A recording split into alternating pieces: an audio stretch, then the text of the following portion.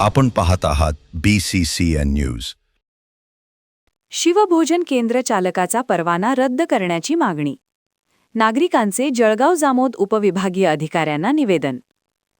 शासनाच्या महत्त्वाकांक्षी योजनेपैकी एक असलेल्या शिवभोजन योजनेचा मूळ उद्देश गरजू आणि मजुरांना स्वस्त दरात जेवण उपलब्ध करून देणे हा आहे.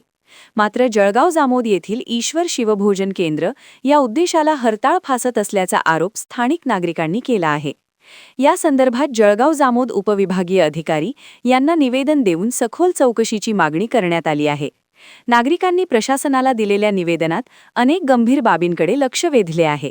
त्यामध्ये केंद्रावर दररोज जेवण घेणारे लाभार्थी हे ठराविक व्यक्तीच असल्याचे दिसून येते. केवळ कागदोपत्री आकडेवारी पूर्ण करण्यासाठी विशिष्ट नावांचा वापर केला जात असल्याची दाट शक्यता वर्तवण्यात आली आहे. शासकीय नियमानुसार शिवभोजन केंद्र हे बसस्थानक, रुग्णालय किंवा गजबजलेल्या ठिकाणी असणे अनिवार्य आहे. मात्र जळगाव जामोद शहरातील शिवभोजन केंद्र हे गावाबाहेरील एका बस स्टँडवर असल्याने सामान्य प्रवाशांना किंवा शासकीय कामानिमित्त येणाऱ्या नागरिकांना याचा लाभ मिळत नाही. यासह अनेक गंभीर आरोप करण्यात आले आहेत. त्यामुळे संबंधित शिवभोजन केंद्राची सखोल चौकशी करून केंद्र चालकाचा परवाना तात्काळ रद्द करावा आणि दोषींवर कठोर कारवाई करावी अशी मागणी करण्यात आली आहे.